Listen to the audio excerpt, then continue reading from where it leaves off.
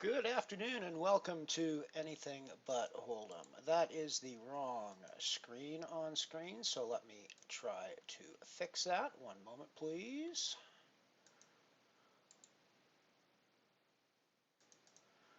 Please wait while I try to correct your technical difficulties.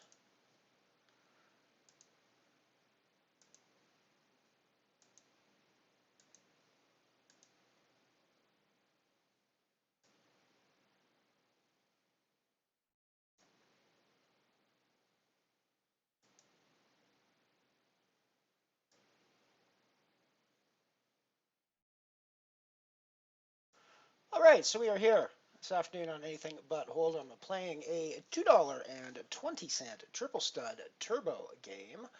Let me fix. Oh man, I've got everything wrong. I haven't changed my titles. I haven't changed anything yet. This is just horrible of me. I am just in really bad, really bad host today.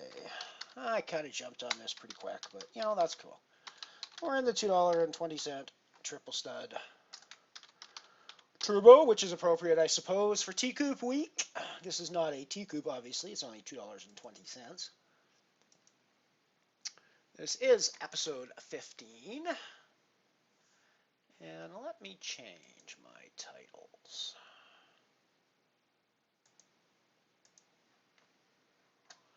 As you can see, we've got good friend of the stream, Loopy Jen, on our right, and that is for obvious reasons why we are back on a 3-minute delay today, which I should probably register back up there on the screen with boom. There we go. We're on a 3-minute delay again.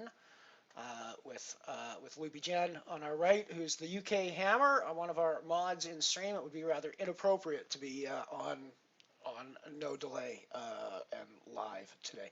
So we are back on a 3-minute delay for our $2.20 stud. There may be a $5.50 triple stud coming up shortly. I am currently the only one registered in it, so maybe it will not run, but we will see. UK Hammer said that he was going to jump in as well, so we'll see how that goes. That starts in about 20 minutes from now. So yeah, good to see you. We are going to play some triple stud, and we're going to see how things go.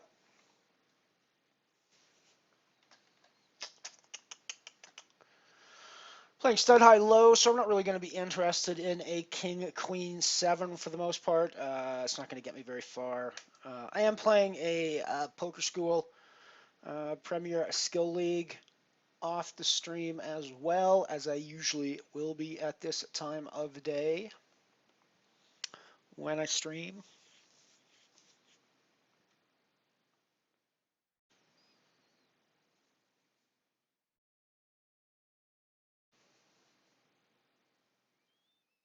Should be coming up. There we go. Coming up live on stream again.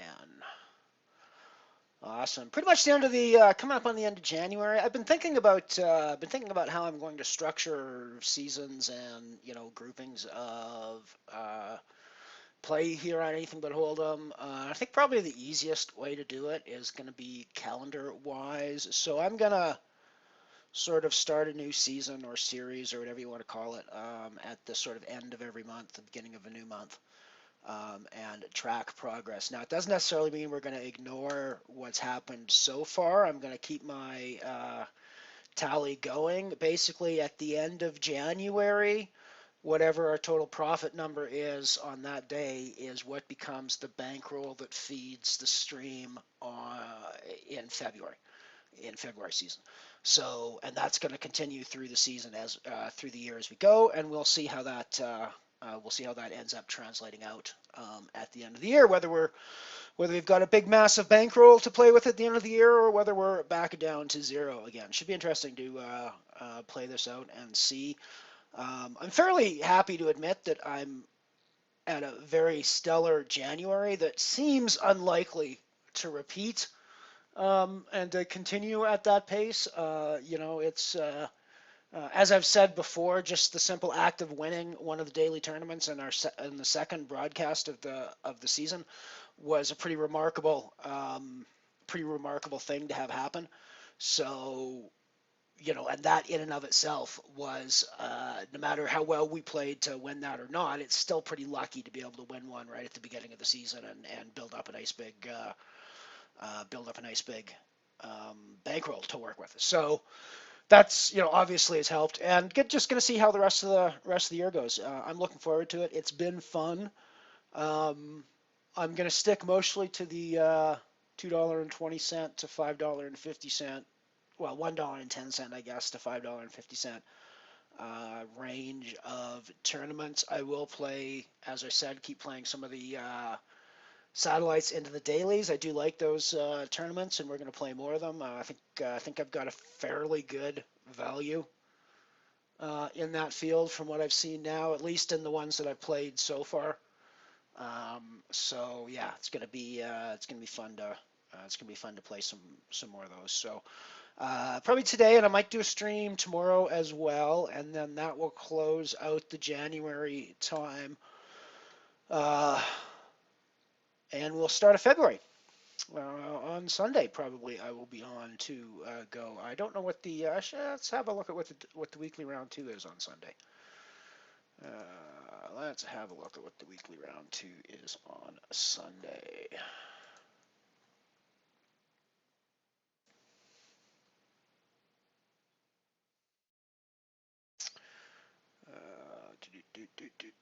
At noon.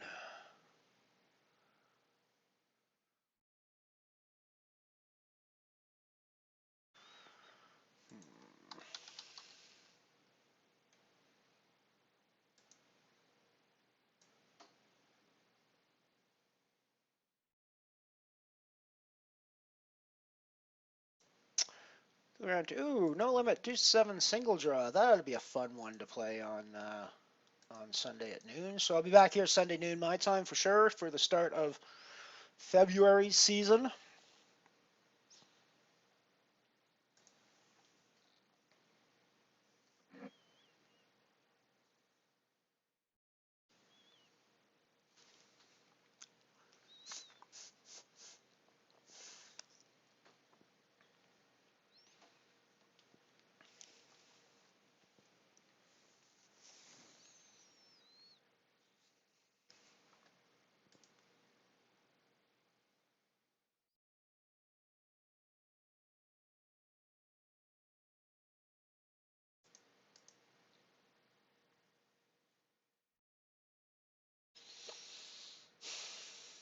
Eight, 4, 10, two spades in high low.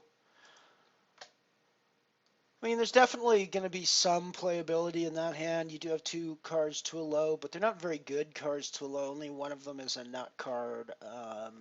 It's pretty, and it's a pretty bad nut card at that. So, I mean, I think it's going to be a lot of folds. Now, we certainly had odds to maybe see one more street on that just to see how things improve. Another spade, something like that coming is, certainly workable. More low cards, that sort of thing. But the end, I think it's probably best to just cut our losses and not get involved in that.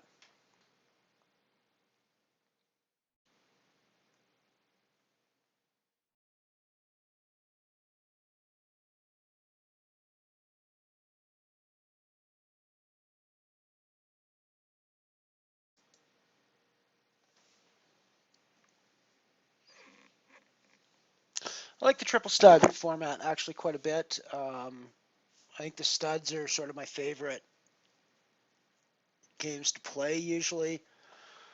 This is clearly a hand that we're going to want to get involved with in a high-low context. And I love the way that it combines the three stud games and it's exclusively stud. And I just really like the triple stud format. So I'm not too worried about the extra money that's being thrown in here by the three. I mean, this is going to be a super strong low hand a large percentage of the time at the end of the day, so I'm clearly going to be involved in this. I could have actually raised here as well. I don't necessarily think that's going to accomplish anything at that stage other than bloating the pot, which is, obviously a good thing down the road on the times I win this potentially, but I really do think that it doesn't need to get bloated out of shape. Um,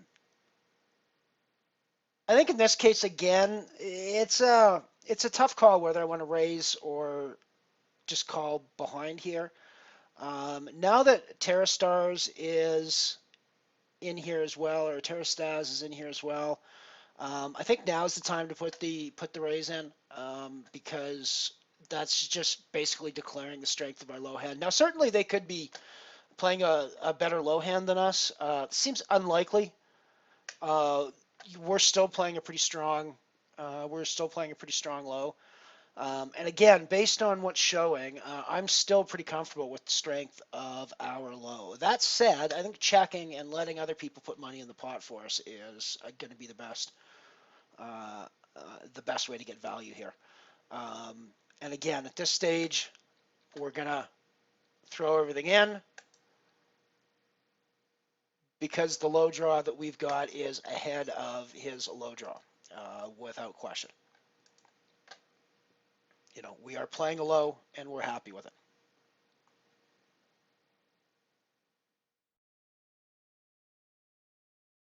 Binkage.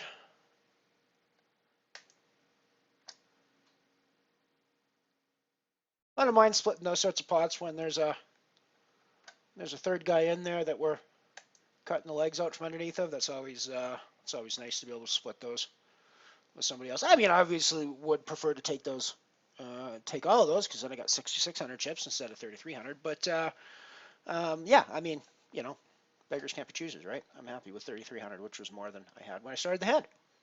It's always the objective when you play poker. If you have more chips at the end of a hand than you had at the start of the hand has gone well.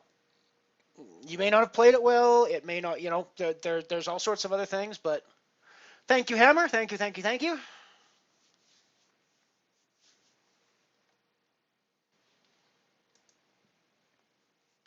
Good to see you. Good luck to you as well.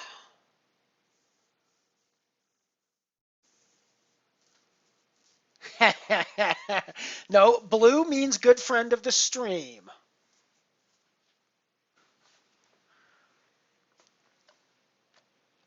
And yes, and as I mentioned with you on my right, I obviously had to go back to a 3-minute delay again because, well, for obvious reasons, I suppose.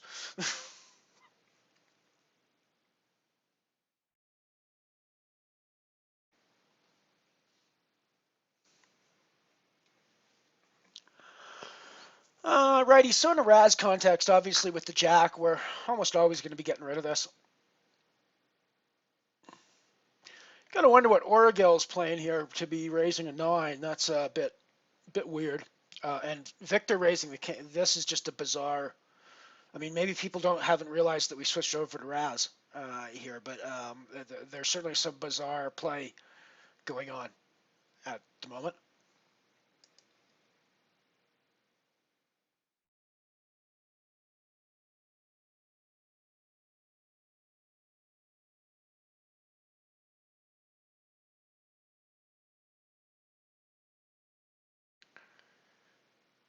Pretty hard to figure out who's got the best hand here. Looks like probably Strawman does.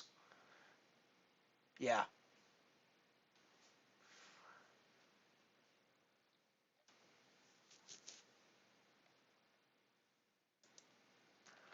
Righty, so stud high low, 9-4 queen, getting out of the way with this as well. I think it's not really worth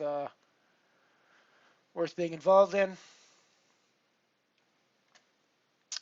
Have a quick check on the upcoming 550. I wonder if anybody else is registered in that yet, or if it's still just me. Still just me, looks like. Starts in 6 minutes.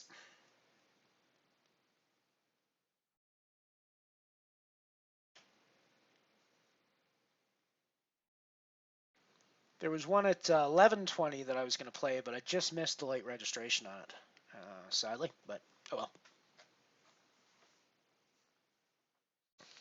And it actually did run. It's weird with these 550s. I don't know what's up with it. There's one in about another 4 hours my time as well that I always try to play when I come home from work, but it gets canceled probably 80% of the time because nobody registers in it. It's very strange.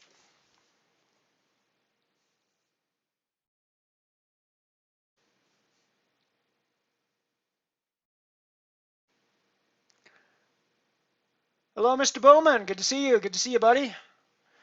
Nice to see some folks checking the stream out. We are slowly moving up the chip ranks, Josh. It's 22nd to 50 now. This is a turbo game, so things move pretty quick in this one.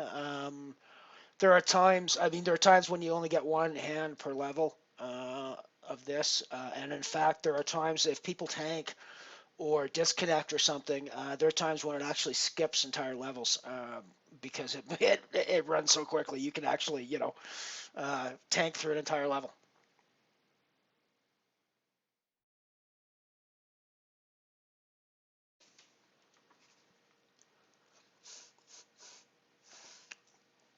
Alrighty, pair of jacks with an 8 and diamonds, a couple of diamonds. I think we're going to be involved in this hand most of the time.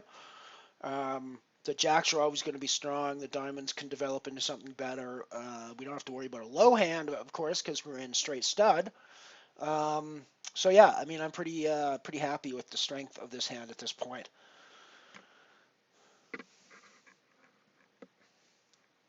Lady Juice just calling with the 7, now getting another heart, potentially putting her on a flush. Draw, of course, because there's only 4 cards out now. So if the flush is what she's playing, Lizard is the one that's potentially flushing out on me here. Lady Juice is still drawing if she was playing a flush. And I think the only thing, if this call here was with any pair, then my pair is at least tying her with the ace kicker. So, I'm still fairly happy with the strength of my hand. And now that I'm aces and jacks, I'm even more happy with the strength of my hand against Lady Juice. I think aces and jacks is going to be the best hand here pretty much all the time. Like 100% of the time. So, binkage, gotta like that. Gotta like that. Stud is not my best game.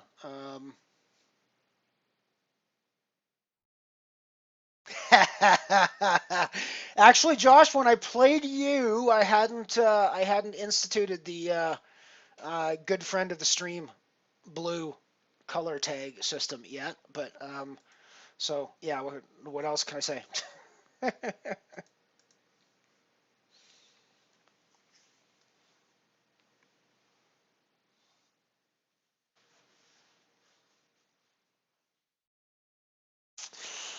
Yeah, triple stud can be such a brutal game, Hammer. It's when it's not running for you, it just feels so brutal. And when it's running well for you, it's deceptive as well because when things are going well for you in triple stud, it can feel like you're playing the best poker in the world when really all that's happening is that the cards are falling your way. Certainly there are times when you're going to be winning triple stud because or a stud game because of a certain amount of a skill edge, but there's a lot of times where it's just the way the cards come down. There's really nothing you can do about it. So yeah, it really is a brutal game that way. More so, I think, than the other games. It's just you can uh, far more than the other games. You can call and put money in and raise in spots where it makes perfect sense to be doing that. On third and fourth and fifth street, and then you hit sixth and seventh, and it just all goes to hell in a handbasket. It really, yeah, just not. It's just one of those games that does that to you. Looks like the $5.50 triple stud is not going to run. So there is a $2.20 limit Badoogie that is running that is starting at the same time. So I may just jump into that, late reg into that, if as I suspect, the triple stud cancels out because I'm the only one registered. Hammer said that he was going to register, but even if Hammer registers, there's only 2, so it's still gonna cancel out. It's not worth doing, probably.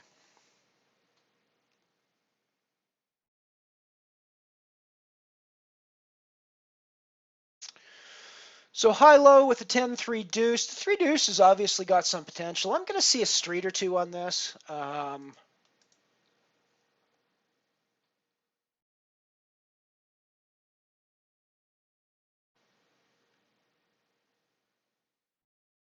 Yeah, I got unregistered from the triple stud because there's an insufficient number of players who wanted to play. Pooey. Alrighty, well, we are going to, I'm going to jump in the Badoogie then, I think. Let's throw some Badoogie up on anything but HoldEm here, folks. Alrighty, so 220 fixed limit Badoogie is kicking off. So that's there. Let's go and throw this up on the stream. So let's go to this one and properties. Ooh, deuce 375. I think I got to be involved in this. I got to be involved in the low end of this pot, anyways.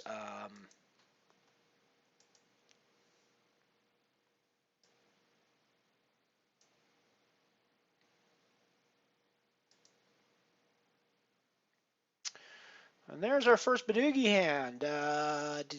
Pretty crappy for the most part. So I think we're just going to fold out and let other people play with it. I'm still only drawing to the low, but I'm pretty happy with the low that I'm drawing to. It's potentially that Babaginda could be ahead of us, but I don't really think that I can afford to fold either at this stage, although I don't really have a high draw, which potentially makes this bad. I think now clearly 7-5 3 deuce 1 is gonna take the low end of this pot here quite a bit. I'm guessing that Loopy Jen is going to be taking the high end of the pot here with a flush. That's my guess. I could be wrong about that, but that makes perfect sense that we split the pot that way. So good hand. That was a perfectly logical way for that to work out.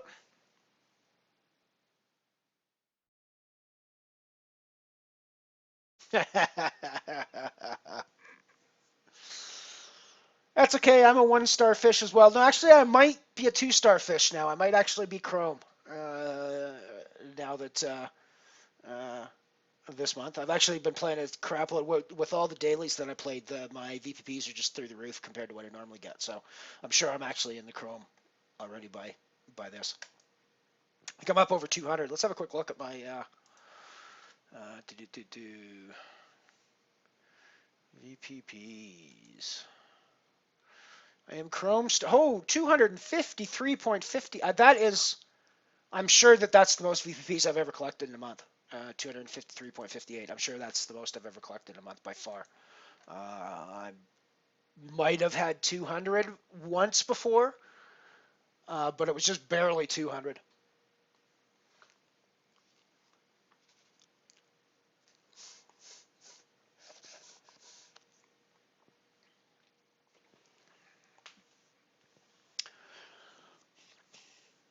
So at 250, all I need is another 250, and I'll be silver by the end of this month, which is 2 days away.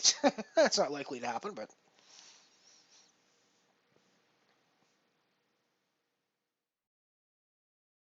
the ace five is you could potentially draw into that in a limit triple draw game, and depending on what the action is like. At the moment, I'm sort of laying back a bit to see how this table plays and what sort of tendencies people have. And we'll move a little bit more at that stage.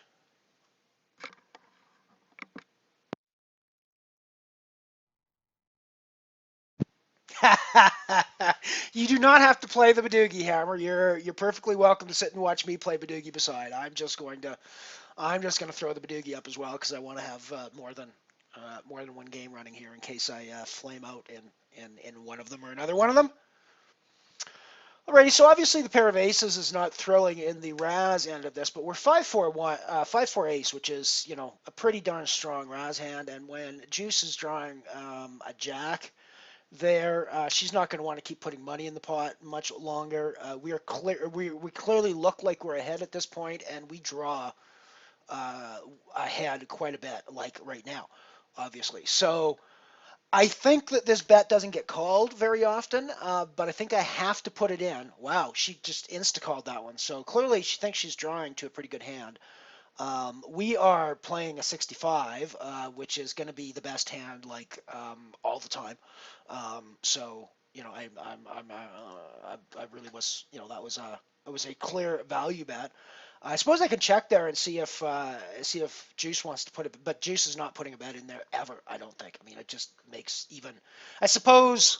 Well, no. I mean, I don't even think even if Juice has hit her gin card, she's putting a bet in there. So I think that checking is the only thing that's ever going to happen is that she's going to check behind. So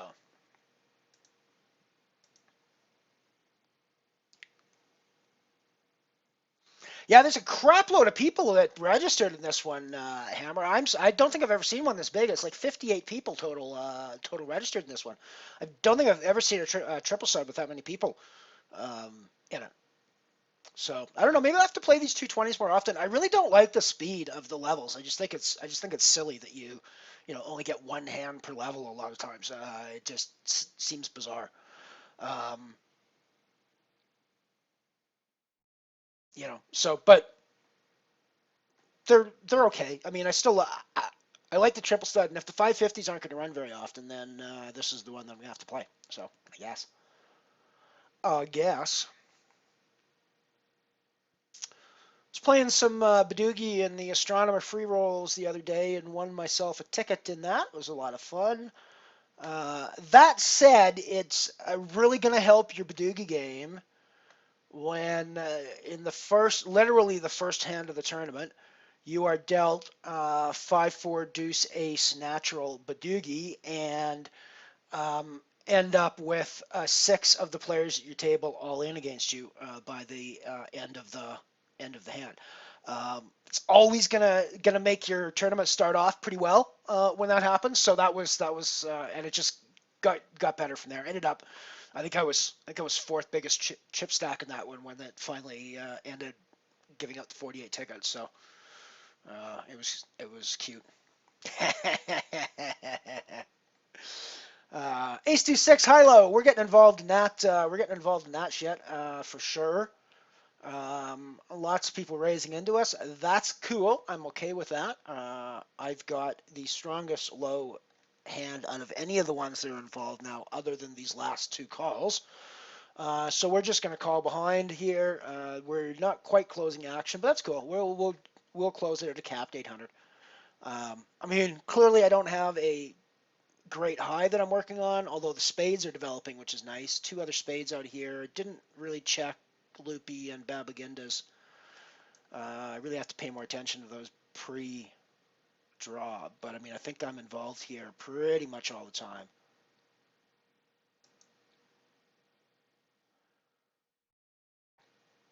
I think I need to draw at this point to continue with the hand after this deal. Yeah, see that Queen of Clubs, I've pretty much got to get out of the way at this point. Basically, all of my draws are really weak at this point, so I don't really have much choice other than to just throw my chips away at that point and get out of hand. That's a nice example of a stud hand where you make all the right decisions up until the point where you have to throw your cards away and give up the and even that you're making all the right decisions, throwing money in the pot, and then the right decision to throw your cards away and give up all the chips you put in the pot. That's just the way stud goes sometimes.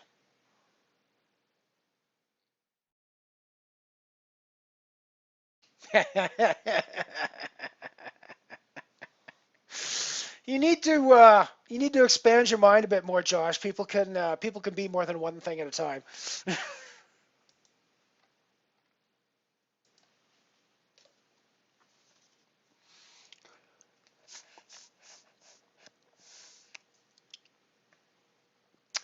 Nice prize up top for first in this triple stud, $31, 31.61. It's actually a darn good. It's a darn good price.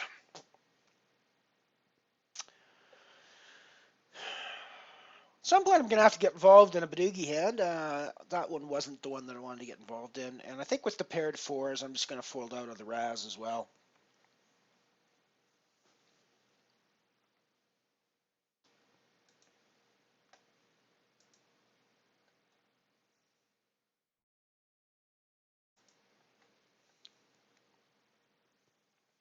"33 people regged in the Badoogie. Late registration ending in 1 minute, which by the time you hear this will be closed.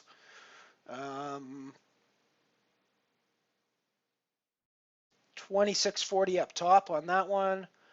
528 for fifth min cash. Oops, one more person jumped in. 34.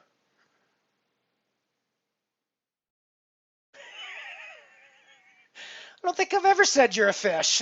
Josh is putting words in my mouth, of course, as you're well aware.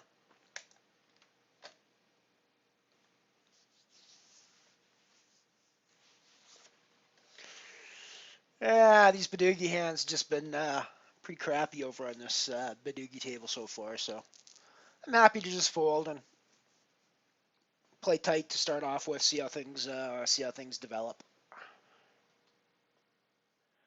35 people total down, 36 total. Registration still ending within 1 minute, so we're not quite there yet. There we go. Registration closed at 36 people. 6th place is paid. First is 26.64, and a 6th place min cash is going to pay out $3.96. Righty, I should actually I need to update my spreadsheet because we're playing on stream. Yes, we are. It's not 26, it's 30.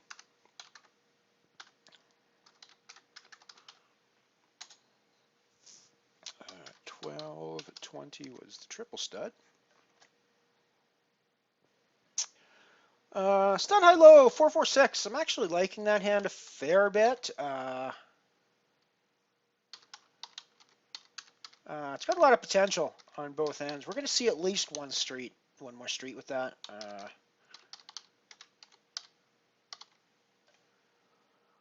We are not going to see, well, of course, we're going to see a draw here, and actually what I'm going to do is draw 3 to my 3 of spades.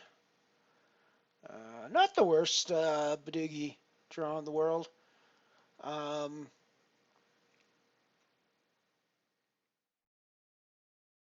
Actually not going to continue in this stud high low hand over here. Discarding 1, looking for a heart back. Still looking for a heart back. Just going to check around, keep this pot small. Discard 1 again. Queen of hearts, a little bit worse than the jack of hearts we had that we threw away to start with, but I'm okay with that. Everybody was discarding 1, which means there's no reason to assume that he got just because he's betting there that he got there. It's going to be, sometimes, but not always. So I'm happy with that call.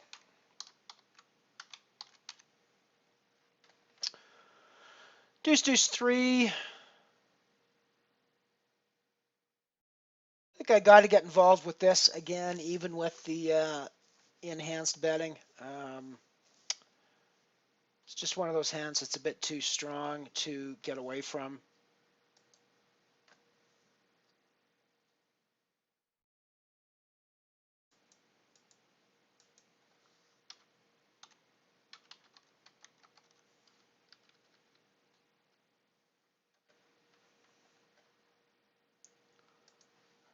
The queen's obviously not the sort of hand that we really wanted to see there, but that's, what are you going to do?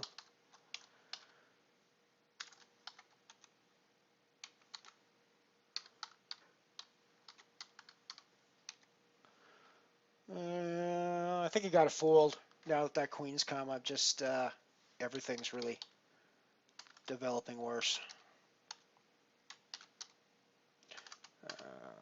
So that's a Badoogie, and it is fixed limit. And it is also a 2.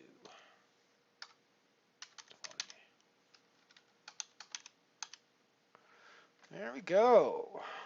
That's all updated. It's got to fold out of the way on the Badoogie table there. The paired sevens makes that just not a very attractive situation. I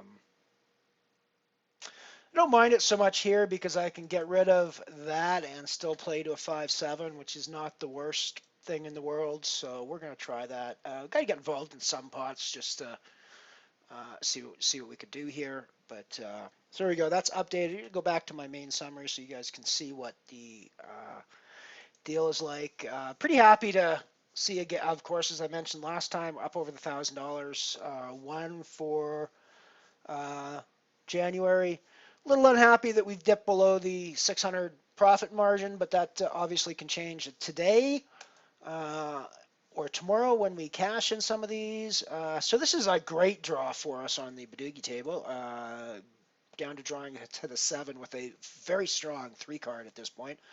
So we're definitely going to be seeing another draw without question. The Raz table, we're liking that. We would be liking it in a high-low context as well because of all the spades, but we're raising that pretty much all the time in a low game context. The 8 is just an irrelevant card. We've already got a better diamond, so we're still happy to go in. Sonobite is padding, so it's a good chance that he's on a made Badoogie. That said, if we make a Badoogie here that's got a reasonable heart component to it, we're almost certainly going to be the best Badoogie. So, see, I'm very confident that I'm going to be playing the best 4-card Badoogie at this stage. So we're putting a raise in now, and again. Oh, so yeah, that's going to happen, and I'm not terribly upset with the way that went. I still think that the 7 is a value raise there. Maybe can get away without capping the river or without capping the 3rd draw there, but I still think that it's a situation where I need to be raising because hitting that 7 is going to be strong most of the time, and you're going to be ahead on most of those times. He's going to have been padding at 8 or a 9 a lot of those times for 2 rounds.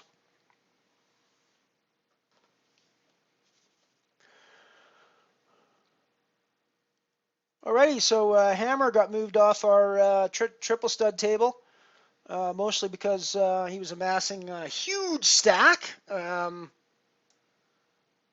is now sitting in first place in the tournament. Go, go, go, go, Hammer.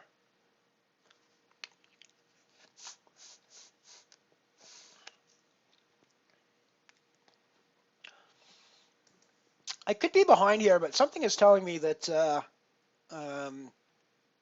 Alice is not as strong as she's making out to be, or he's making out to be, or whatever Alice happens to be.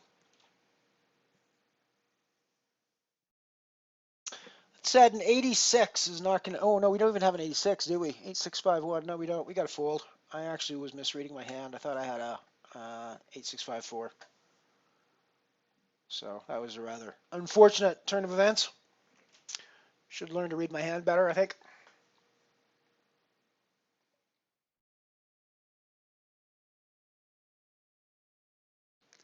That's cool. You go ahead and you win those pots, Hammer. You take it down for the stream.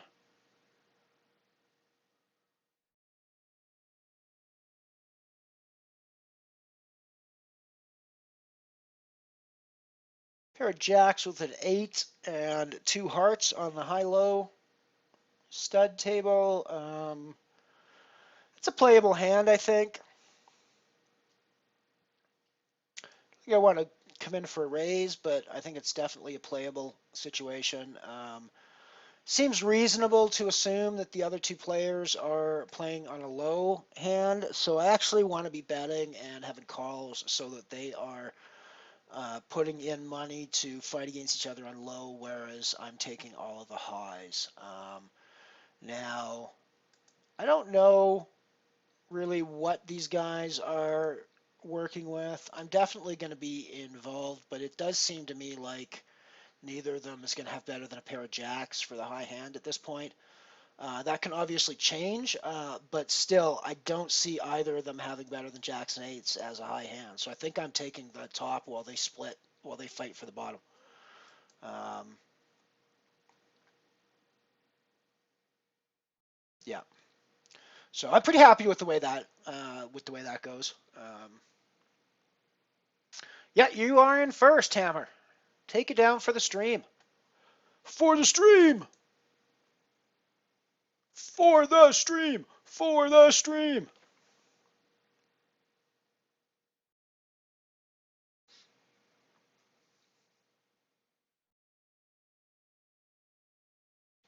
Ooh, that's a very pretty Badoogie hand. Sadly, the 3 is not a diamond. If the 3 was a diamond, it would be an absolutely tremendous Badoogie hand, but we're definitely throwing some money in the pot with that.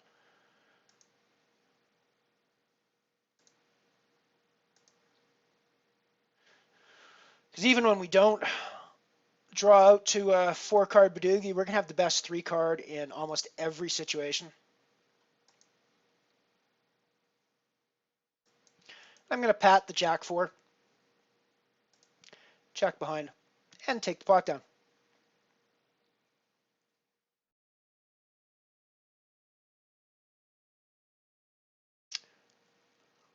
Yeah, that's not a stud hand that's worth playing.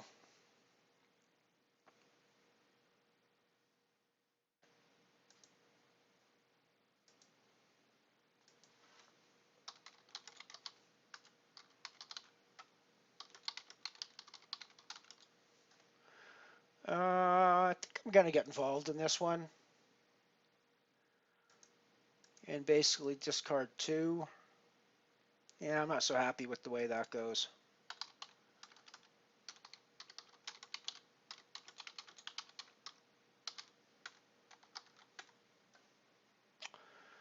So we're going to check this and probably check fold. I don't think I'm going to pay to see another draw with this hand.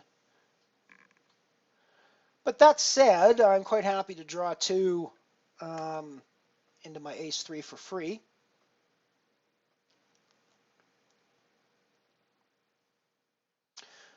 7-5 deuce on the rounds table, something I'm almost always going to get involved in, given the way that the rest of the table looks. We're going to check again and check fold, or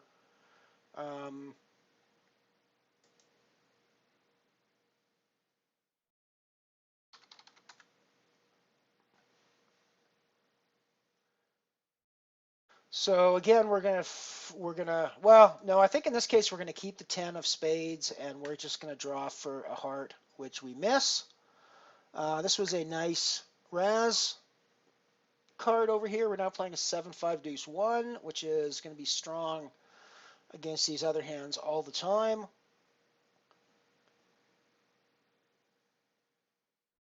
So we're gonna check fold, as we've been saying all along. We only got 2 cards, so we're almost never gonna be winning there. So nice to take that pot down again as well.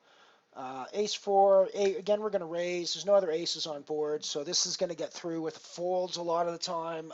Some of the times the 5s and the 4s will come along for the ride. Occasionally the 9 will as well, but the 9's got to have a deuce ace, 3 ace, something like that behind to sort of rationally come along for the ride at this point. So the 9 folds most of the time, and I might get come alongs with the 5s or the 4.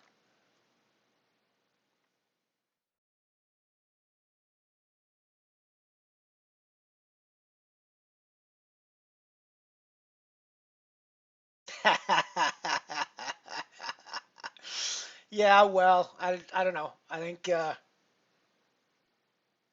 having me on your left is probably does handcuff you a little bit. So that's clearly not the best Raz card in the world, but it's better than the ones that Bibby has. I don't even know why Bibby called me there, frankly, to see a 4th card. And given the 4th card, why they didn't call me when they had called 3rd, but whatever. I'm not gonna criticize anybody else's play that way. You do what you want. Just gives me more chips. Oh, excuse me. Excuse me.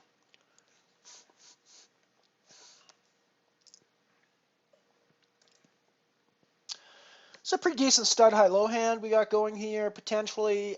Some straight draw. Obviously, there's a gut shot with the 9. I got some backdoor clubs. Still drawing backdoor low, so I think I'm going to see a street at least here. Pair of 7s now to go along with the rest of our draws. I got to fold out the Badoogie hand. So I don't think I want to be betting this, but I think I'm probably going to come along for 7th Street, especially with that all in.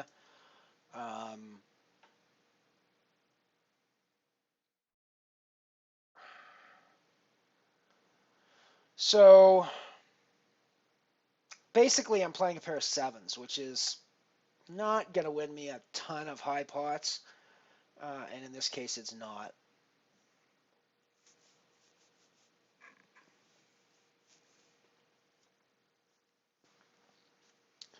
But again, I still think that I needed to be coming along for all those streets because there was a lot of potential to be taking it down. And I suppose I could be raising some of those spots to try to add some fold equity to it. But I think with the dynamic of this table, all that that's doing in most cases is bloating the pot because people are coming along for the ride mostly.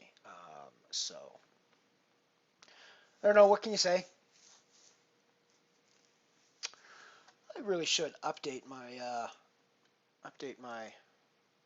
titles here. So what are we playing today? We are playing triple stud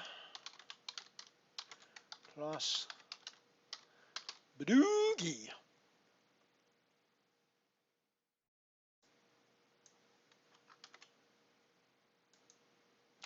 I don't know why, but I really like saying Badoogie.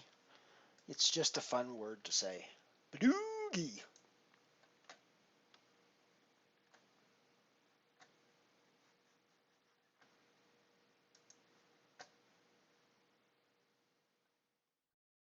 The funny thing is, I don't even know if that's how it's supposed to be pronounced. I'm assuming that it's pronounced Badoogie.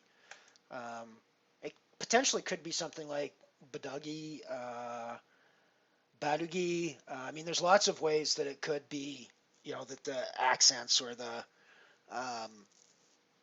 whether it's a hard or a soft character could be changed around. So I frankly don't really know how it's supposed to be pronounced, but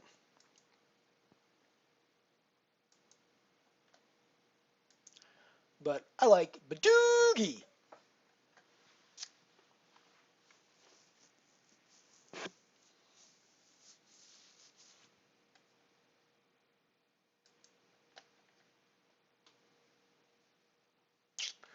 That's obviously a Raz hand that I want to be involved in, and I probably want to be putting Ham and Sir all in to continue with.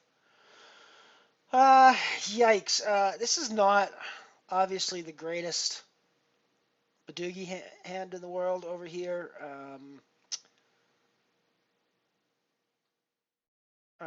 Just drawing out like horribly over here. Just horrible drawouts for us. Oh well, it was the right move. Just what can you do when it draws out like that? There's just nothing you can do about it. It's a move you've got to make in stud, and it's going to draw out like that some of the time. There's nothing you can do about it. Not a thing in the world you can do about it.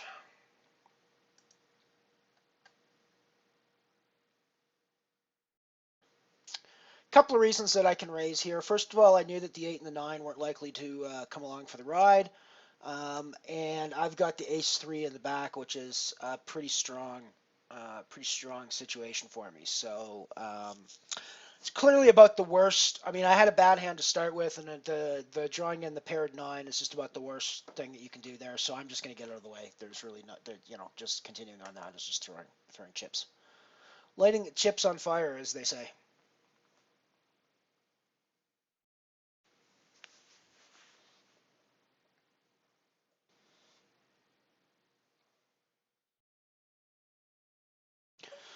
Good friend of the stream, Hammer, is sitting close to the top of the chip stacks over here.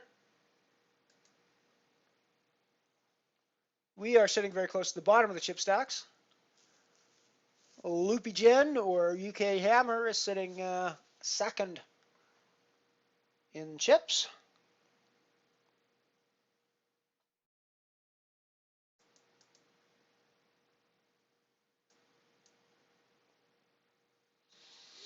Deuce four queen. I think I'm folding that in the high-low. This is clearly a hand we're going to get involved in the Badoogie side. Ace deuce four. We're drawing one into a potentially nut Badoogie.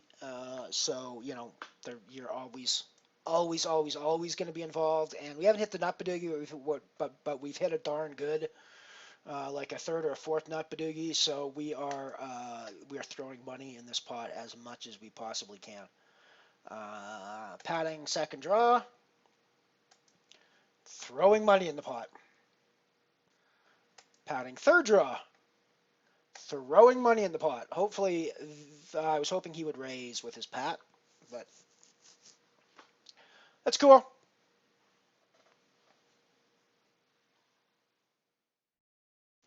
Wasn't quite the nuts, but it's not far off the nuts.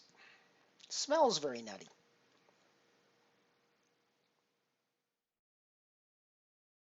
Gonna fold the Badoogie hand here. Obviously, way too many clubs to make it a very good hand, and the 8 and the 4 are never really gonna work out terribly well for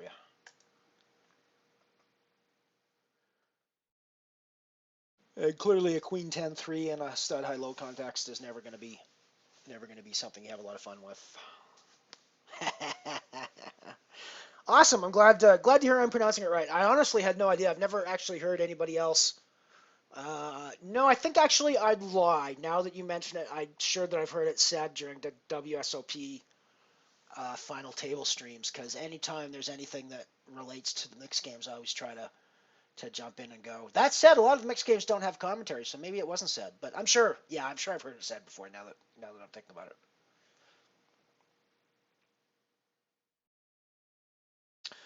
Obviously, the Deuce 3-8 here is going to be a fairly strong Badoogie a lot of the time. Draw the 8 of clubs, and you're happy with obviously a diamond or even a lower spade. Spade under 8 is going to make me not terribly unhappy, because then I can throw the 8 of spades and still be looking for a diamond with a stronger 3 card. 8, 9, 10. I'm actually gonna put a raise in here and then see what we can draw for our straight. It's obviously not the strongest deal, but that clearly was the wrong direction of spade that we wanted. But we'll get there.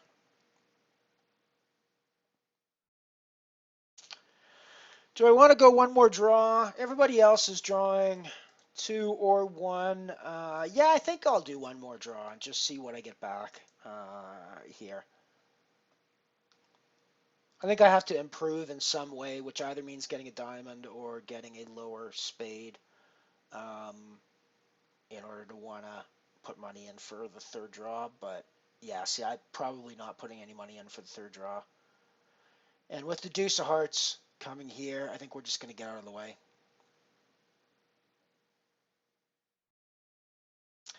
So that's a check, and they're giving us a draw for free, maybe. Yeah, we're getting a free third draw, which is pretty generous of them. Free third draw to hit our Badoogie. Pretty generous. So we're going to throw a bet in here. If it folds to us, and if somebody else bets, we're calling. We're never raising 10-8, but we're betting here all the time because somebody has to have hit their 4 card, and somebody hits their 4 card here, they're betting it. I think almost no matter what the 4 card is, but even if it's a 4 card that they're not going to bet, it's like a king or a queen, which means they're not going to call either with it. So, which means I'm ahead of it. So, yeah, I mean, I just think that was always going to be a winning proposition. Pair of deuces with the 8, going to get rid of that one, I think. I think the 3-5 is going to be playable, so I think I'm going to call and see a flop.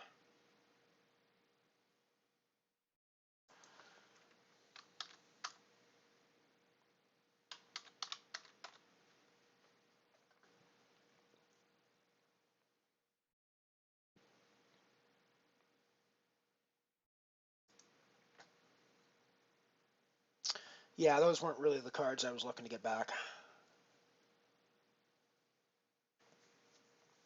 346 Raz, we're getting involved with that for sure. I'm check folding this Badoogie hand. I clearly wanted to get at least one more suit on my draw. I don't really want to pay to draw two again.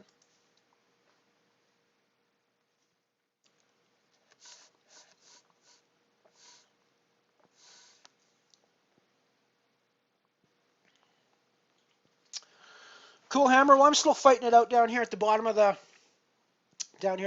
ranks.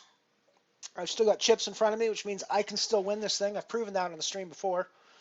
That I really do not need a very large stack to go on and win the tournament at the end. So as long as I've still got chips and I'm still playing in pots, so I've still got a chance to win the thing.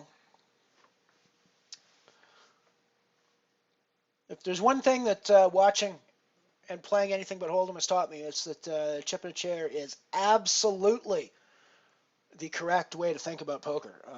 As long as you're still playing in the tournament, you've still got a chance to win the thing. Doesn't matter how big your stack is.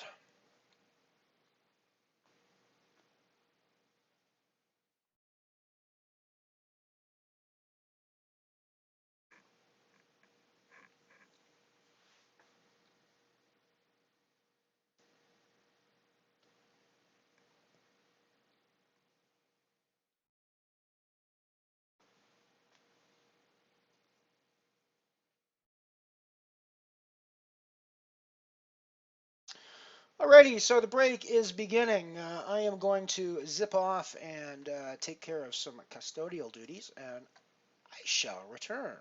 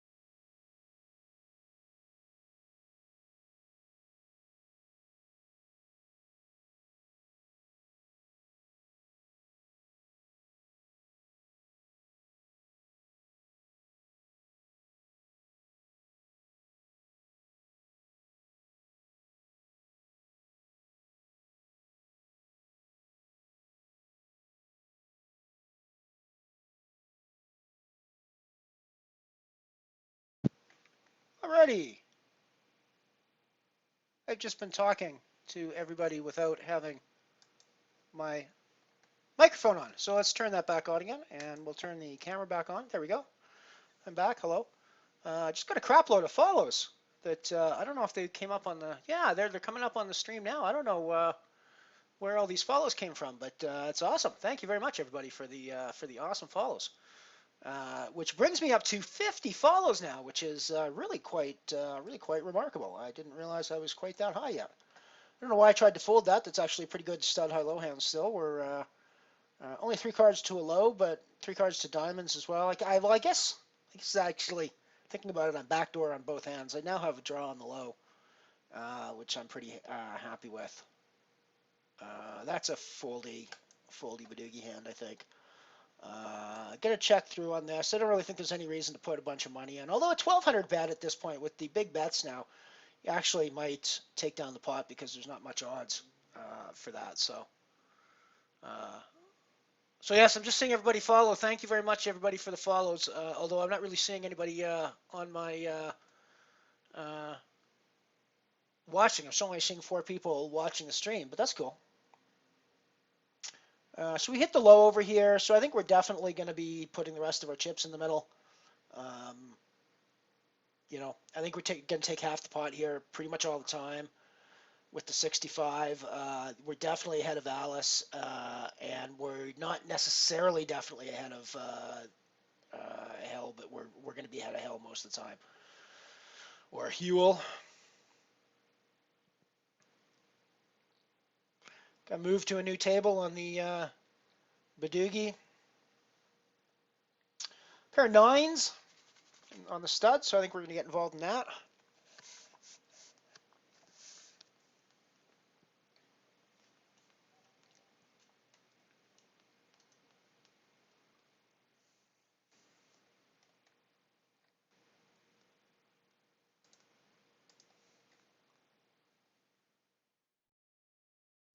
Yeah, the having 12 places paid out means that there's a lot of people min cashing on this, and it takes a lot out of the prize pool for sure. Oh, I should turn off my break sign, I guess. I'm not on break anymore. Don't need to be covering the tables up. Still relatively happy with my pair of 9s, I think, here. I mean, certainly I could be against a pair of aces or a pair of jacks, but I also could be against lower pockets as well. So I think I pretty much just got to bite the bullet and go in and hope the draws work out for me. Yeah, well, that's actually much better than I was expecting to be. And we're going to take it down. Cool. Binkage! Gotta like that, gotta like that, gotta like that.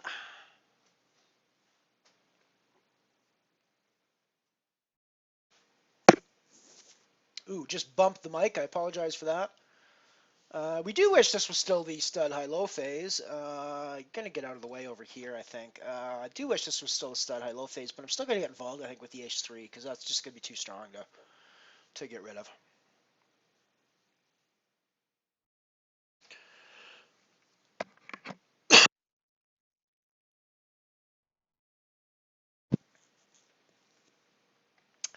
Now with the 5, I think we're definitely putting money in there. When they can't see the jack, it's almost like it doesn't exist, so you don't really have to really pay too much attention to it until you get to 5th or 6th Street, and if you're still getting called, then you have to start paying attention to it. Yeah, you're welcome. Yeah, thank you for welcoming me back. It is definitely much better to speak when the microphone is on than when it is off. Now, of course, if we were playing Omaha high-low, I would be just drooling over this lovely 4 cards that we've got dealt over here on the Badoogie table. Playing Badoogie, not so much actually. So we're just gonna get rid of them.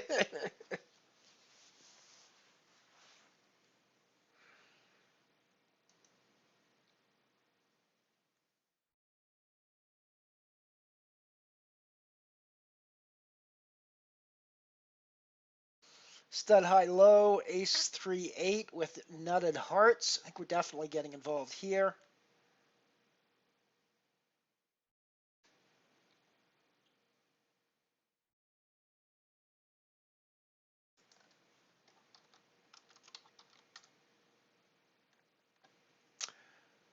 Definitely continuing to get involved here without question. And I think the raise is the way to go. Do I want to keep raising? I mean, I think I've got the best low and developing the best high at this point. It's probable that he's on a pair, so I'm probably behind on the high at the moment. But I still think that I'm clearly drawing to the best low. So, well, no, that's not necessarily true, but I mean, I think it's going to be true most of the time that I'm playing the best low now. I don't necessarily think that he's going to be on a low yet. So I'm happy here.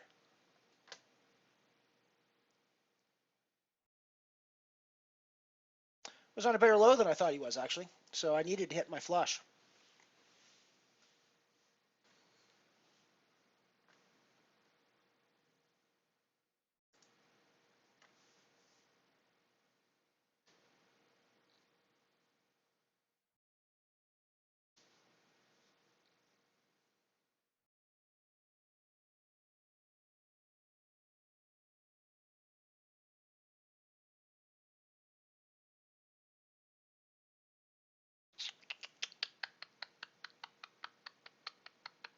We're getting involved with that on the Badoogie table. I don't think we are on the stud high-low. The queen's obviously what we're folding here.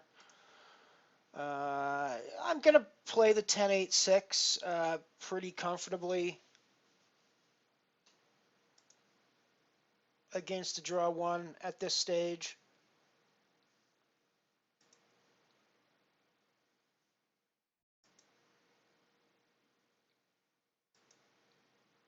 Yeah, that's a pretty reasonable way for that to work out. Yeah, I get out of the way on the stud table here, I think.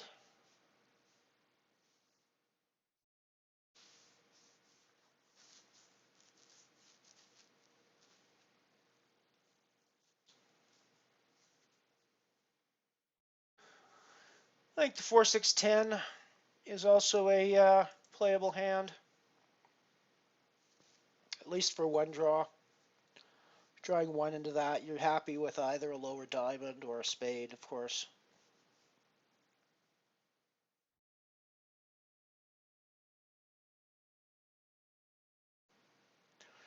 And we're in position, so that always helps.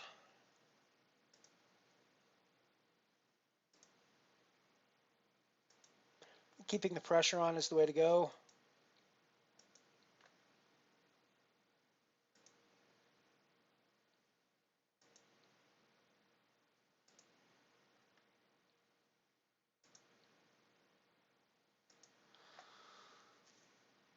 It's pretty unlikely that you're going to run into hands like that, but you know, it's going to happen. Just got to deal with it.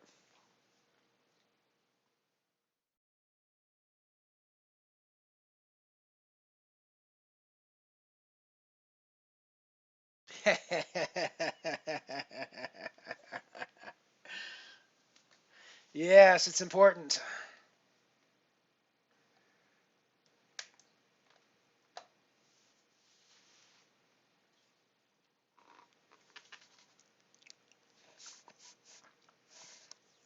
It's one of the hardest parts about triple stud is keeping track of what game you're playing, I think. Most of the other mixed games, there's visual clues with the number of cards you get dealt, things like that. But in triple stud, it all looks so similar that I think that's one of the most. I think it's one of the trickiest parts of playing triple stud is understanding what game and knowing what game you're playing. More so than any other mixed game, I think.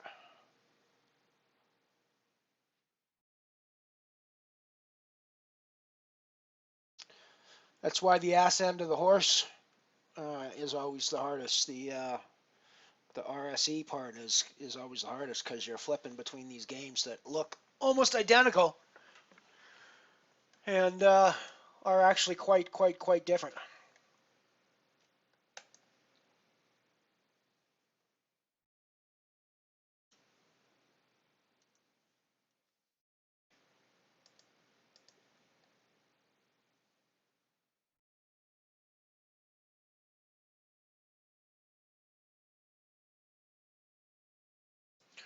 Get rid of that for Raz, I think.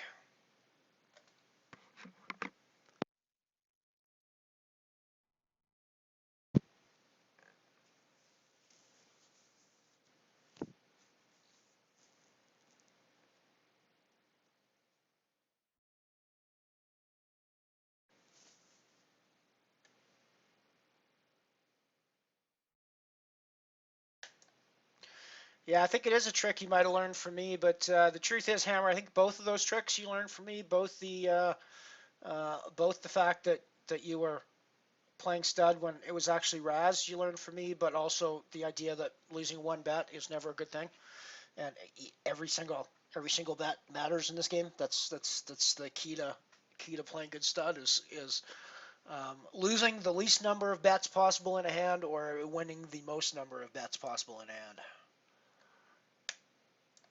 It seems very simplistic, but the fact is it's actually quite important. I'm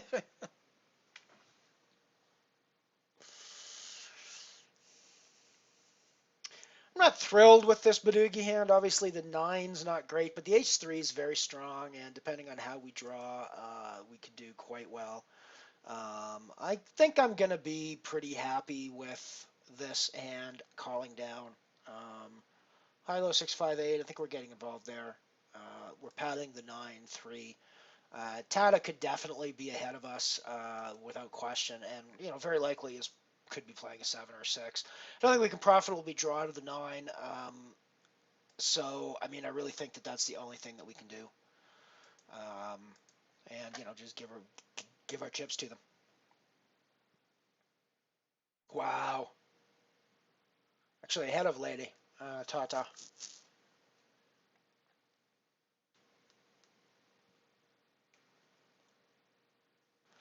We got to keep playing the stud high low. I think I'm obviously gonna have the low hand here, and he's gonna have the high hand. Is the way that this one's gonna work out most of the time. In fact, 100% of the time, I think.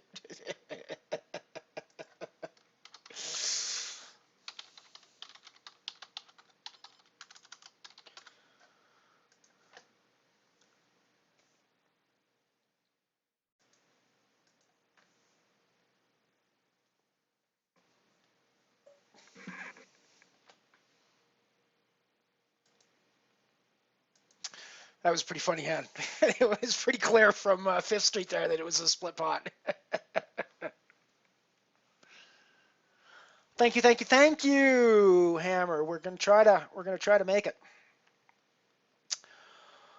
Oh gosh, do I wanna? I'm not even gonna bother to pat a king there. I'm gonna play that because patting a king is just silly, I think.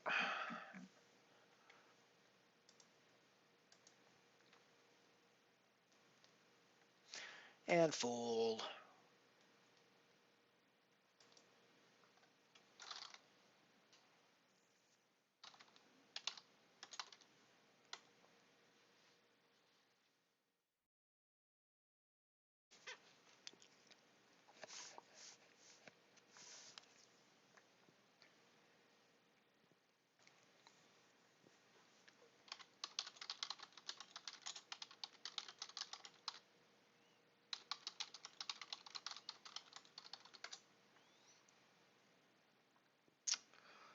I think we're going to put our chips in the middle with this hand and throw out the 4 of clubs and play to a 7-5-4-3 card, which is going to be good a lot of the time.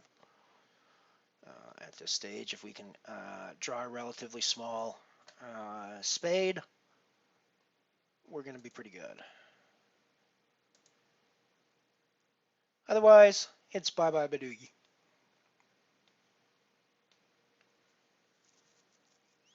I'm happy with getting in with something like this. We got a ton of potential draw equity. We got a ton of and that ace just makes it that much nicer. Clearly would have been better if the ace of hearts, but the ace of clubs certainly improves our hand still. Playing a 74 instead of a 75, and a 74 is better than 75. So we're going to discard that, hope for spade. No spade, but we're playing a 74 3 card, which is going to be good a lot of the time, in fact. Are we still on the bubble? Yes, we are still on the bubble in the triple stud. I finished in 24th place of the Badoogie, so I did not cash in the Badoogie. Sadly.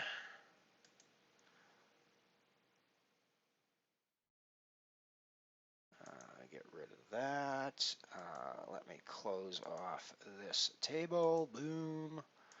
Let me expand the triple stud. We are still playing hand for hand in the triple stud.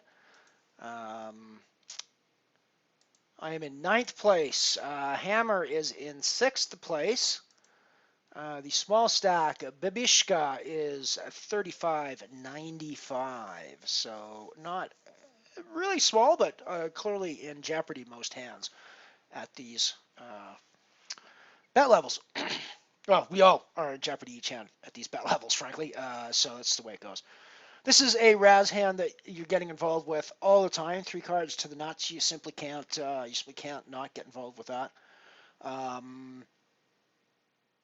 Good chance that I'm going to see action from Babaginda, almost regardless of what cards are behind, because of the pretty little ace showing. Chances are that Philpus and Digital Bath may well come along for the ride as well, I'm going to guess. So it's bring in for Hemerson. We're definitely throwing a raise into this, doing a full completion. And it's going to, I don't think it's going to fold to us very often at this table. Probably going to see a 3-handed action with Hemerson folding. Hemenser. There we go. Hemenser, that's the one.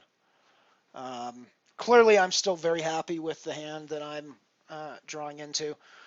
Philippus could easily have me beat, but I can't worry about that with a hand this strong.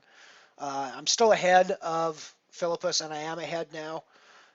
So I'm basically in for my stack. There's no other way for me to beat. And we take it. Binkage!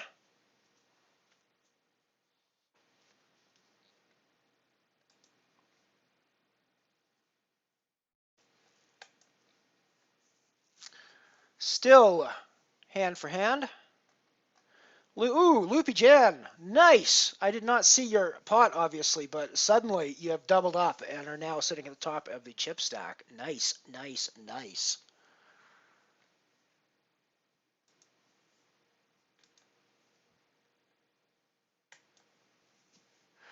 Actually, let's now. I don't know what the heck I was thinking. Let us do this. I want to bring up Hammer's table.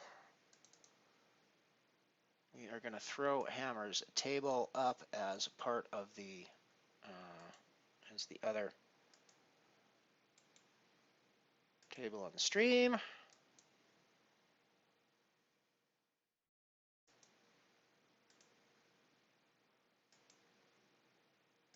That's the wrong one.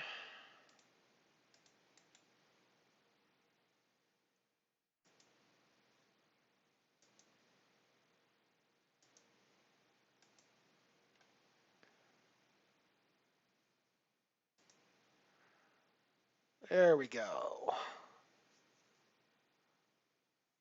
Oh, Loopy Jen, chip leader in the tournament. Take it down for the stream.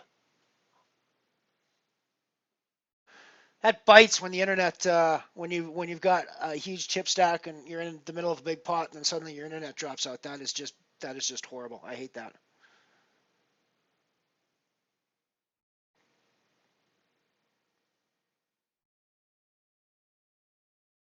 As Mr. Stapleton might say, that's just the worst, you know. Well, and then you think of like world hunger. So you know, but yeah, I'm there with you. The internet dropping out in the middle of a big hand when you got your stack and you wanted to take the thing down is very annoying. Still playing hand for hand here. I am sitting in 3rd position. Good friend of the stream, UK Hammer, is up top in 1st.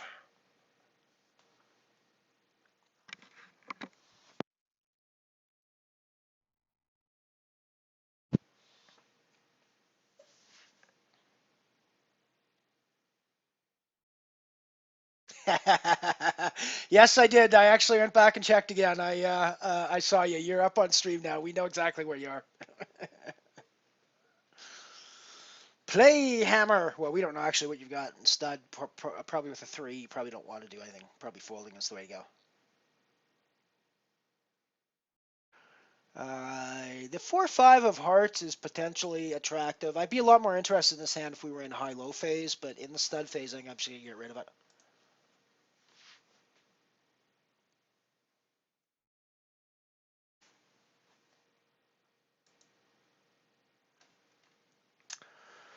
So,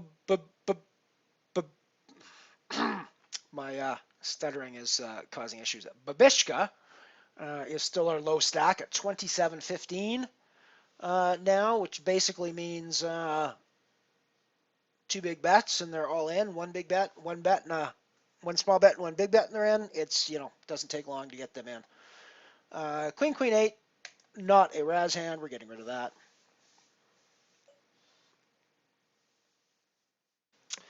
Hammonser 71 is the second smallest stack, so they are also somebody that we should actually be putting some pressure on this table to ensure that they don't go too much farther. There's actually, is there actually 3 tables still remaining in this? Yeah, we're playing, no, there isn't 3 tables. So where is the smallest? I don't see Babishka on the other table or on my table. Oh, but Babishka's right here on my table. I hadn't seen them. Excellent. Okay, well, yeah, that's basically just going to be a wait then attitude, and Hammonser's strategy's got to be just to essentially not play any hand between now and the time Babishka either blinds out or comes back from sitting out, one of the two.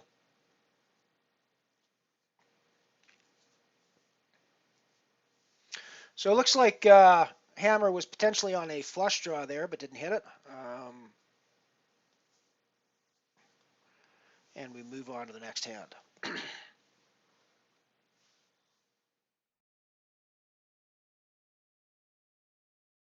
Thank you, thank you, thank you.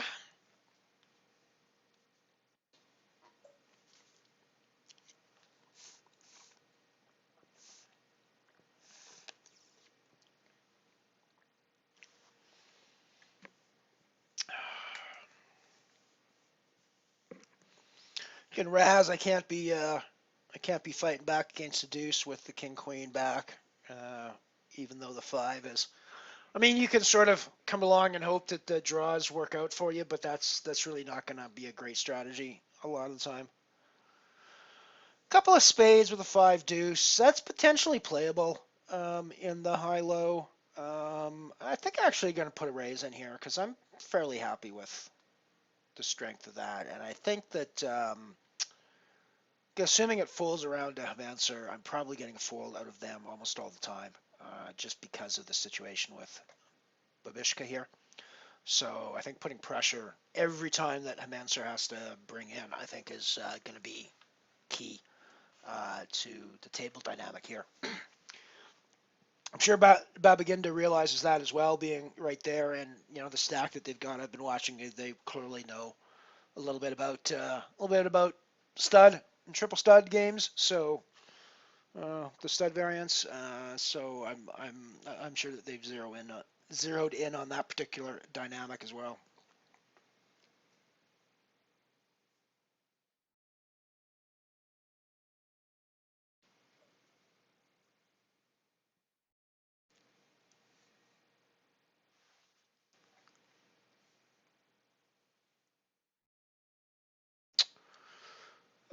Four, 6, 10, and a high low, 2 hearts. All these hearts. I'm getting rid of that with all those hearts out.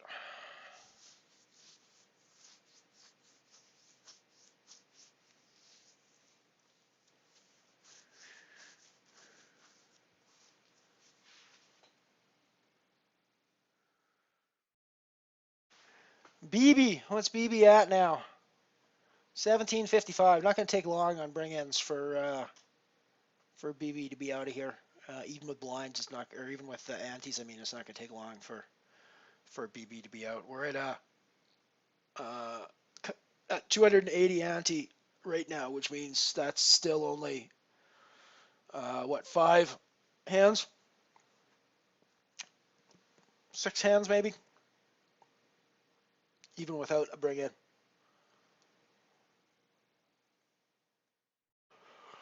Pair of fives with a 7 in stud. I think I'm going to get involved in that. I think I'm probably going to take this down without contest a lot of the time. Bad Beginda might see a street, but I think that it's got to have. I don't think that he's seeing a street speculatively very often against my stack at this point. Um, so. So I'm currently in third. Good friend of the stream, Loopy Jen, still sitting in first chip stack.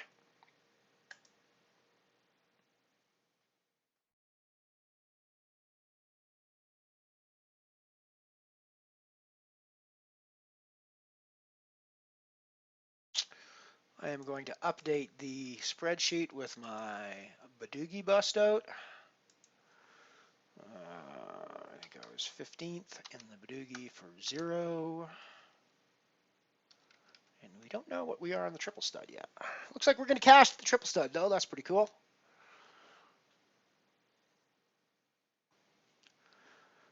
Hopefully a nice cash here can bump our profit margin back up to above $600. I like the 5 deuce, but I'm just gonna be the tight nitty.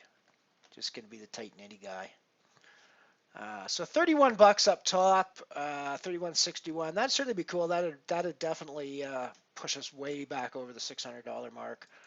If we want to be over the $600 mark, we need to do at least 4th place in this to push our profit up over 600.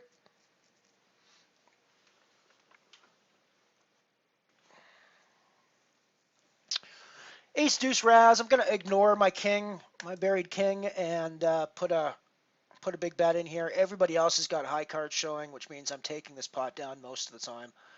I may not be doing it all of the time, but I still think that putting pressure on and continuing this as long as the cards are looking good for me. And I think folding at this stage is perfectly fine because it's obvious to both of us that his hand is developing better than mine. So I think that it's pretty easy to get out of the way. Pretty easy to have made all of those moves and pretty easy to have gotten out of the way at the end. That's just stud, folks. Yep, that sounds like a plan, Hammer. We'll chop our heads up. We'll do a chip chop heads up. Sounds good. Or 50-50. We'll do 50-50 if you like 50-50. I'm good with 50-50.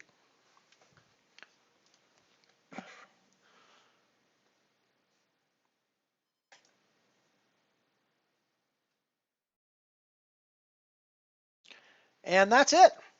Babishka is done. So we are in the money.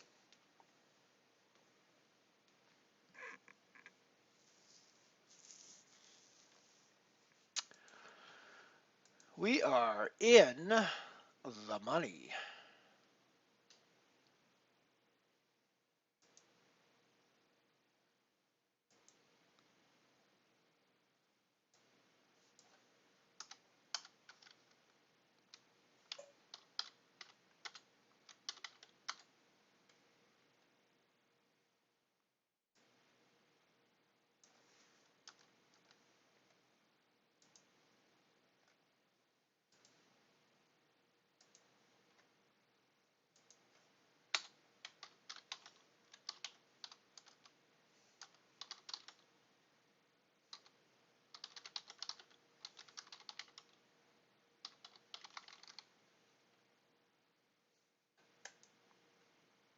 Yep, we're both in the cash now. Stud, high, low, all those hearts, all those low cards. This is exactly the kind of hand we want to be in the pot with. I could easily have raised there. Probably should be raising against Hemminster there. But I definitely want to keep pressure on.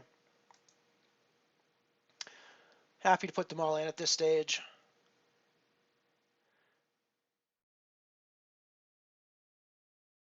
So split pot, pretty reasonable result there.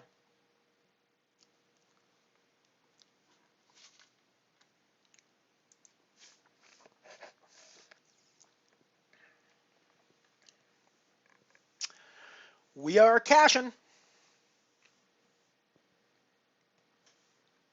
Gonna get rid of the 5-7-8. It's a definitely playable hand in a high-low context, but it's also one of those hands that's easy to get in trouble with as well. So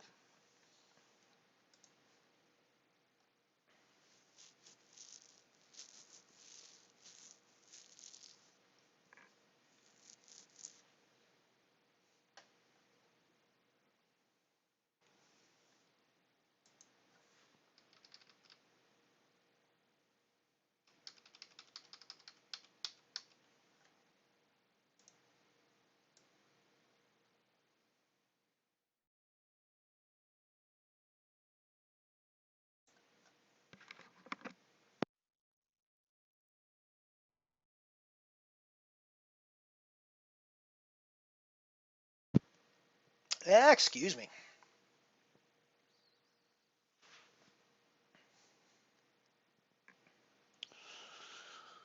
So the two diamonds is definitely playable in a stud context, but I really don't think there's enough strength there to get involved. So a quick rundown of all the payouts. 9th to 12th pays $319 for the min cash. Starting with the final table at 8th, we've got 377, 493, 609. Fifth place pays 812, and then fourth starts at 1102. Third is 1624. Second is 2146, and $31.61 up top. Pair of fours with the two clubs, queen high, is probably going to be a hand that I'm going to continue here with. Probably for one more street as well. And I think continuing all in. Yeah, the pair of nines is fairly reasonable, but so we kind of sucked out on that one, but that's the way these things are going to go. I have to call my pair there because it can easily be doing that with draws. So even the pair of fours, I have to be calling through on.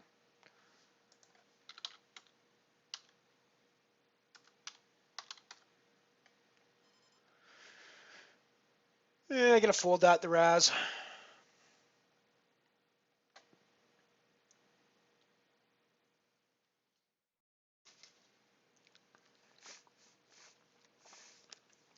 Yeah, I'm good with 50-50. Regardless of what the chip count is, I mean, right now we're not far off of each other. You know, you're 21, I'm 18. So, yeah, I think at the end of the day, 50-50 is going to work out pretty well for us. If we did it that way 20 times, it's probably going to work out pretty evenly.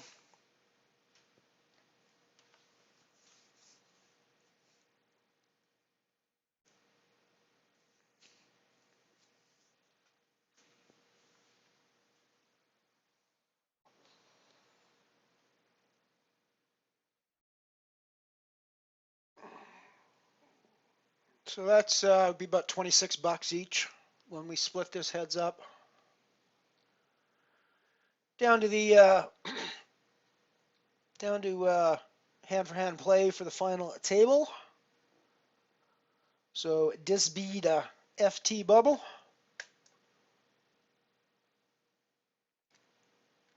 Oh, that was harsh. I didn't actually see that hand, but looks like Hammer lost a big one. Still in though. That's cool. Chipping a chair.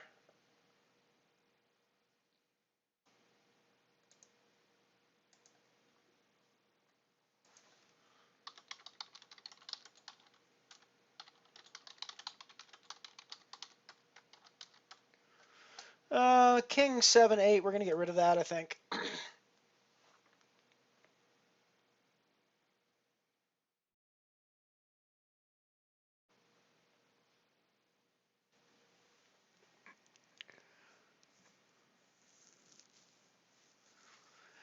Gleb is the short stack at the moment on the on the other table, although Philippus isn't far off that on our table. Now Philippus is the short stack from our table. Um, so we're definitely close to a final table run here.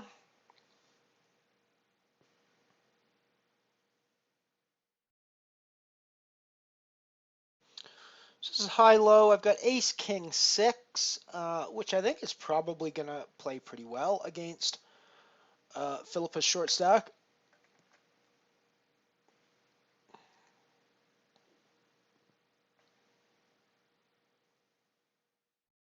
I think putting Philippus all in is probably going to be the best strategy here.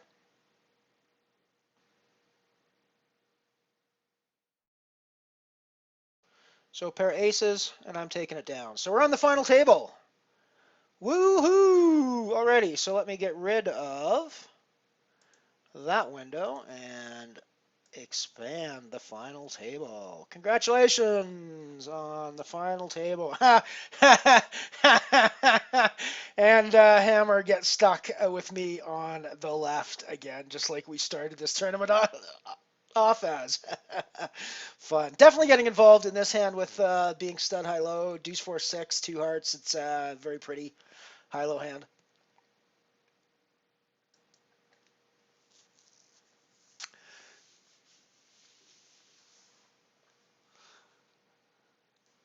Thank you, Hammer. Thank you, Hammer. Yes, my stack is looking fairly nice at the moment. Going to see one more street here, at least, I think. The ace is obviously very pretty for me, so I am continuing here with a very good low draw. Still with a very good low draw. And we brick the low draw, but we do have a pair of nines, which beats his showing pair, which means I think we probably have to call and lose most of the time, which kind of bites. But that's the way it's going to go.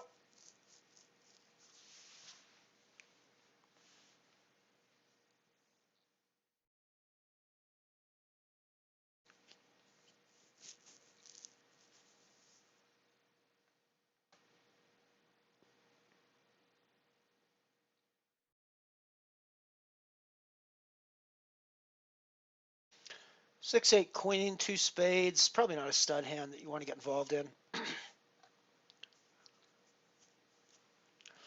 I think at this stage, Hammer is only playing value hands. So when Hammer completes there, I think getting out of the way with anything but a super good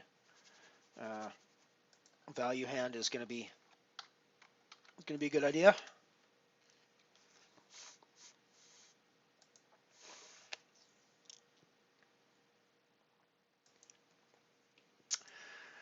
Thank you for the good luck wishes, Josh, on the table. That's very sweet of you. Although, I'm not entirely sure which one I am, Ivy or Dwan. I'm not entirely sure which one I want to be, frankly. I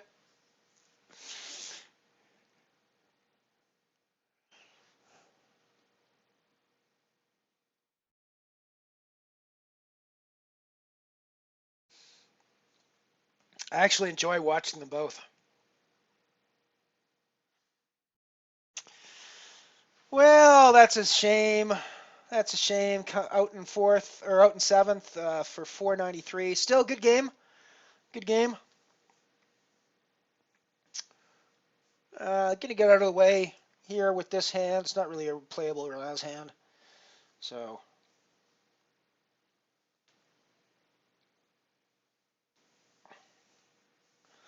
that was a good game, Hammer. Tough to at these levels. It's just really we're at this point we're very much playing lottery hands a lot of times, and it's how it runs out is the way it's going to play.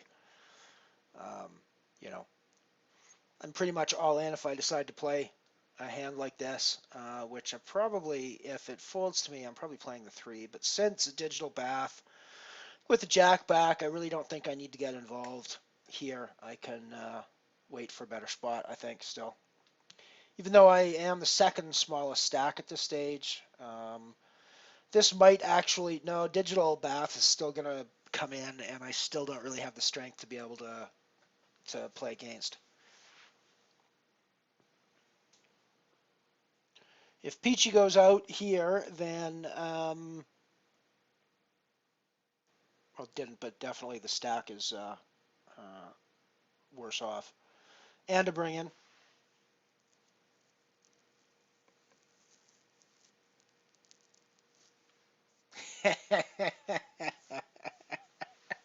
Yeah, that was pretty unfortunate, I suppose, from your perspective.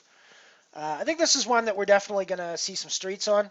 Um, and I think putting pressure with the 6-3, even though we paired a 3, nobody else knows that, and there's no reason for them to suspect that we're bad. The 9 means that we can't bet again, but the ace means that we can. So I think that I think we're winning this most of the time because it's potentially that he could be playing a 74, but 87 is the most likely hand that he's playing right now, and our 86 beats that. So I think that putting the bet in there for value is always going to be what we have to do.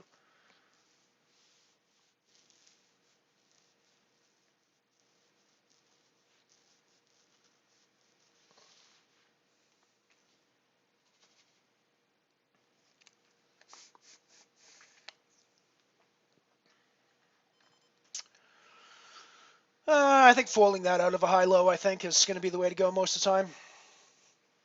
You've got no low cards there, so you're always going to play the hand handicapped.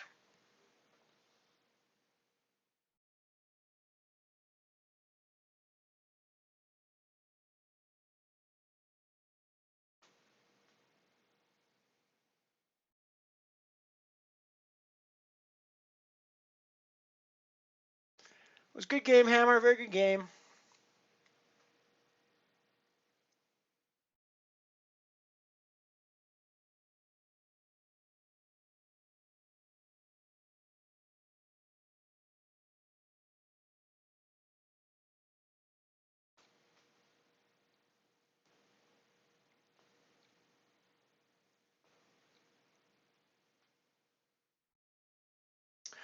I'll take it down for the stream now. For the stream! For the stream! Yeah. Yeah, I think we'll put a stop to that.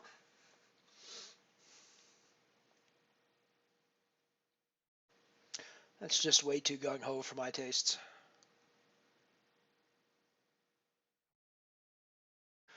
Pair of 4s. It's definitely a playable hand, but I think against Babaginda's ace raise there, I'm just going to get out of the way. The 4s are just going to end up in tears, especially with the way that draw came out. 3 aces is always going to, whoa, and the spades, and 4 aces is always going to take that down then. Wow.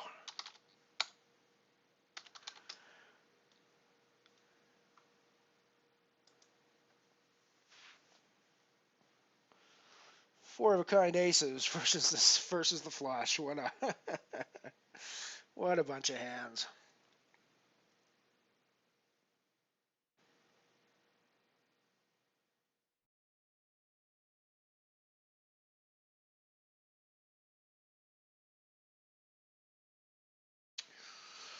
Alrighty, so 6 people left. Of course, next payout is $6.09 for 6th place. Got our sights set on the #1 prize here, though, pretty much.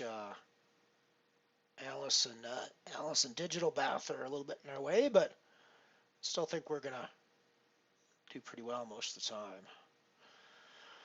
Oh, the 7-8 deuce, I think, is probably a fold in a stud high context, even with the 2 clubs.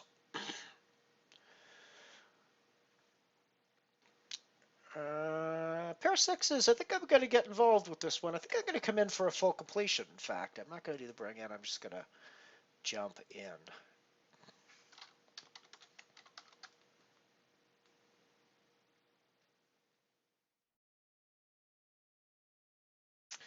The pair of kings now for Alice Den is pretty much always going to be kicking my ass, so we're going to get rid of that.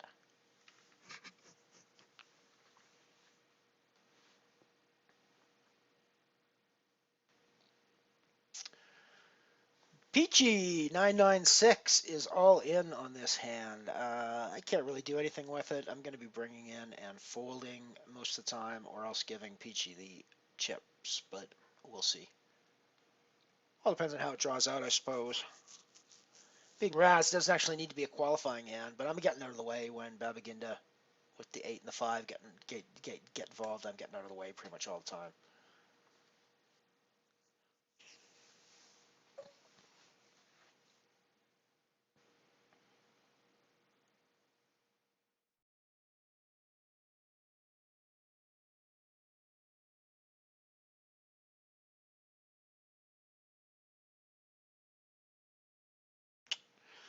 Peachy, still alive. Still alive. 953 Raz. Yeah, we're going to get out of the way, I think.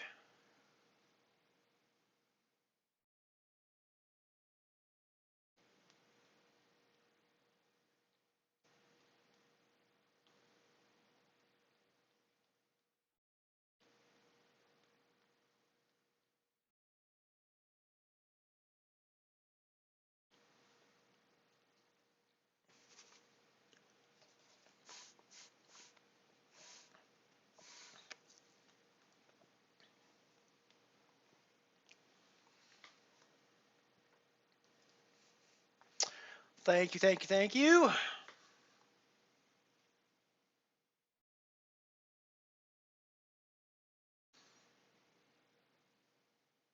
Yeah, nice. That's pretty good. I mean, depending on the volume of tournaments you're playing, it's pretty common for me to go 2 or 3 days but between caching, or at least going significantly deep in anything. So yeah, you know, it's funny actually. I was chatting with a friend who's a cash player, and the cash players kind of expect their bankroll graph to go up in small little bumps all the time, and then maybe have a big drop where they lose, a big massive pot that goes badly for them, and then creeps up again all the time. Then they have that sort of thing. Whereas the tournament players are exactly the reverse. We have the big up, and then we gradually go down as we bust out of tournaments and bust out of tournaments, and then the big up again. So it's kind of interesting that the cash and tournament graphs are reversed. We're definitely going to be involved in this 3-4-6 high-low 2 hearts hand. Very pretty. Very nice potential for high-low. Lots of good chances to scoop the pot. Pair of sixes, another spade. I think we're definitely going to see one more street at least. I think Peachy at this point really has no choice but to continue and, yeah, put all the chips in and just hope for the best. That's, 456, you're going to be all in on the next ante, so it's either now or, never kind of thing. So um, if you had enough equity to get into the pot with 3 cards, yeah, you then throwing the rest of your chips in there for Peachy at that stage with the fourth, no matter what it is going to be the best mathematical move. And I think for me, not throwing my chips in at this stage is going to be the worst mathematical move, so I absolutely have to call there. And, ooh, that is very pretty. That is very pretty, and I'm quite happy with that. We're going to definitely want to be putting our money in here because we've got the low that's going to take down half the pot all the time. Thank you, thank you, thank you, thank you. Binkage! I always like that when the pot's 3 ways and there's 2 other people splitting, and I'm taking part of the pot for every time they're splitting part of the pot. It's just really nice when that happens. It's just really nice when that happens. So third of 5. So there's 5 left now. I'm sitting in third. Fifth place pays $8.12. So the next bust out is going to be $8.12. Most likely Babaginda or AFC. Probably Babaginda, I'm thinking, based on the style of play. that I've been seeing. That said, Babienda could easily double up a couple of times with their style of play as well and end up with like 48,000 chips in a couple of hands, quite possibly, and knock a couple of people out. So it certainly is a possibility. It's quite possible that Digital Bath and myself could easily get involved in hands where it cripples us because things just go poorly for us as things go on. Um, so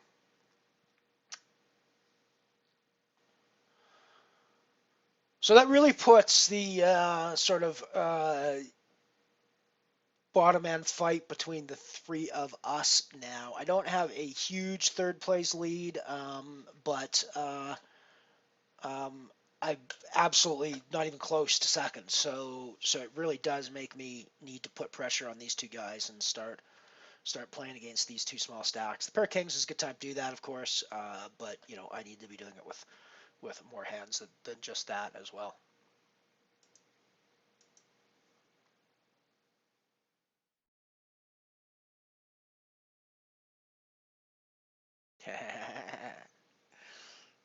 Have you ever played any Zoom Omaha? So 8-7 deuce in the Raz. Not too unhappy with that, actually. Truth be told. But not worth getting involved in anymore.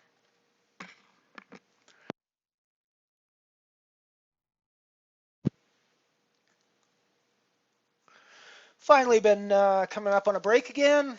It's looking good. I've been needing a bit of a break.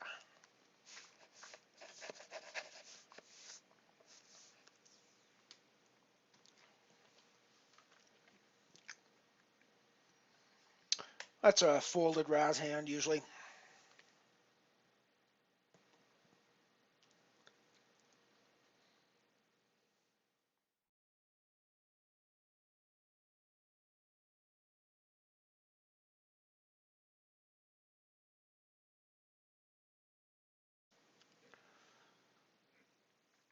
I think Zoom Omaha would be one of the most insanely absurd games around there because the equity differences in Parliament Omaha are just so small, no matter what cards you have, typically, that it's already an absurd game that way. Um, and you throw in the Zoom aspect, yeah, I think it would just make your brain bleed pretty quickly. I think, or my brain bleed, anyways.